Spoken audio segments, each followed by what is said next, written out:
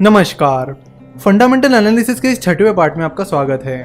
Fundamental analysis के पिछले कुछ पार्ट्स में हमने मैनेजमेंट की ऑनेस्टी के बारे में बहुत कुछ बातें की और ये भी सीखा कि ऑनेस्ट मैनेजमेंट को कैसे पहचाने और फ्रॉड मैनेजमेंट को कैसे पहचाने। लेकिन मैनेजमेंट एनालिसिस सिर्फ ऑनेस्टी के बारे में नहीं है। ऑनेस्टी पर हमें इसलिए ज़्यादा फोकस करना पड़ा क्योंकि इंडिया में फ्रॉडुलेंट एक्टिविटीज़, अनइथिकल एक्टिविटीज़ बहुत ज़्यादा चल रही है और इसीलिए हमें ऑनेस्टी पर ज़्यादा फोकस करना पड़ा। पर मैनेजमेंट एनालिसिस सिर्फ ऑनेस्टी के बारे में नहीं है, उसमें कुछ और भी फैक्टर्स हैं जिनके बारे में आज हम बात करने वाले हैं। हमने देखा कि कंपनी का मैनेजमेंट ऑनेस्ट होना चाहिए, लेकिन सिर्फ ऑनेस्ट होने से भी काम नहीं चलेगा, क्योंकि अगर कंपनी का मैनेजमेंट ऑनेस्ट है पर इनइफेक्टिव है तो उसका कोई मतलब नहीं है। ऑनेस्टी के साथ ही मैनेजमेंट इफेक्टिव और इफिशिएंट भी होना चाहिए। मैनेजमेंट की इफेक्टिवनेस और इफिशियंसी चेक करने के कुछ तरीके हैं जिनके बारे में हम वन बाय वन बात करेंगे। मैनेजमेंट की इफेक्टिवनेस चेक करने के लिए आपको चेक करना होगा कि मैनेजमेंट ने कंपनी के इक्विटी कैपिटल को यूज करके कितना रिटर्न कमाया है, जिसके लिए आपको ROE that is return on equity ratio use करना पड़ेगा। फंडामेंटल एनालिसिस के अगले पार्ट से जब हम फाइनेंशियल स्टेटमेंट्स के बारे में बात करेंगे तब हम इन रेशियोज और नंबर्स के बारे में डिटेल में बात करेंगे। कई बार कंपनी का मैनेजमेंट डेट यानी कर्ज लेकर कंपनी का एक्सपांशन करते हैं और फिर वो लगातार कर्ज लेकर कंपनी को एक्सपांड करने की कोशिश करते रहते हैं।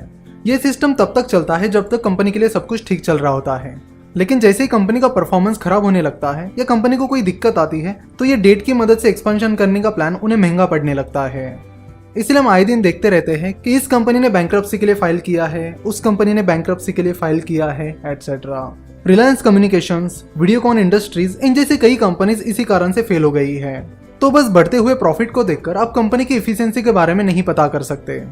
कंपनी की इफिशियंसी पता करने के लिए आपको पता करना होगा कि कंपनी के मैनेजमेंट ने इक्विटी कैपिटल की मदद से कितना रिटर्न कमाया है और उसके लिए आपको ROE चेक करना होगा।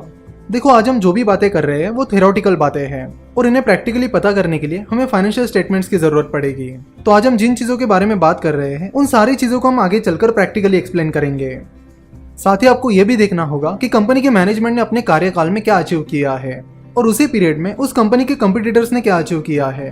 आपको यह भी देखना होगा कि कंपनी के मैनेजमेंट ने कितने रिसोर्सेज यूज करके कितना आउटपुट दिया है, कैपिटल अलोकेशन कैसे किया है और जो अलोकेशन किया है उससे उन्हें क्या रिजल्ट मिला है।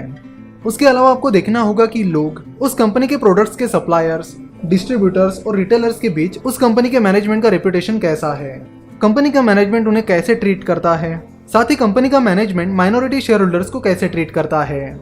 कई कंपनीज के प्रोमोटर्स कंपनी के डिसीजंस प्रोमोटर्स के फायदे के लिए करते हैं, ना कि माइनॉरिटी शेयर होल्डर्स के फायदे के लिए।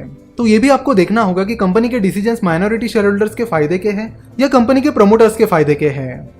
तो ओवरऑल पूरा मैनेजमेंट एनालिसिस करने के लिए अब तक हमने जो जो चीजें सीखी है वो सारी चीजें करना बहुत जरूरी है।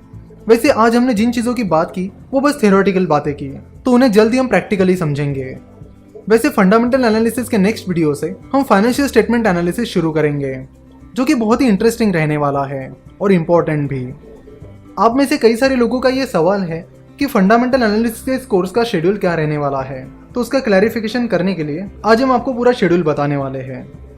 फंडामेंटल एनालिसिस का 7वां पार्ट 18 मार्च को आने वाला है, 8वां पार्ट 22 मार्च को, 9वां पार्ट 26 मार्च को और 10वां पार्ट 30 मार्च को आने वाला है। उसके बाद फंडामेंटल एनालिसिस का 11वां पार्ट 4 अप्रैल, 12वां पार्ट 8 अप्रैल, 13वां पार्ट 12 अप्रैल, 14वां पार्ट 16 अप्रैल और 15वां पार्ट 20 अप्रैल को आने वाला है।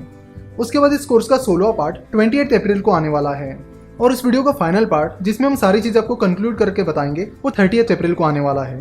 तो अगले पार्ट से हम फाइनेंशियल स्टेटमेंट शुरू करेंगे। तो उससे पहले हम आपको एक होमवर्क देते हैं। करीब 1 साल पहले हमने कुछ वीडियोस अपलोड किए थे जिसमें हमने बताया था कि मनी कंट्रोल पर फाइनेंशियल स्टेटमेंट्स कैसे पढ़ें, जिसमें हमने बैलेंस शीट कैसे पढ़ते हैं और प्रॉफिट एंड लॉस स्टेटमेंट कैसे पढ़ते हैं, इसके बारे में कुछ बेसिक चीजें और टर्म्स का मतलब बताया था। तो पहले आप वो वीडियोस देख लीजिए।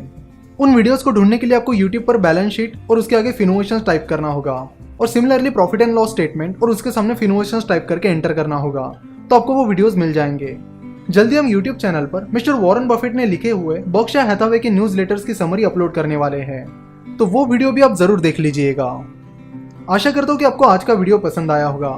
हमसे जुड़े रहने के लिए आप हमें फेसबुक, ट्विटर और इंस्टाग्राम पर फॉलो कर सकते हो। वीडियो देखने के लिए और हमारे साथ जुड़े रहने के लिए आपका बहुत बहुत धन्यवाद।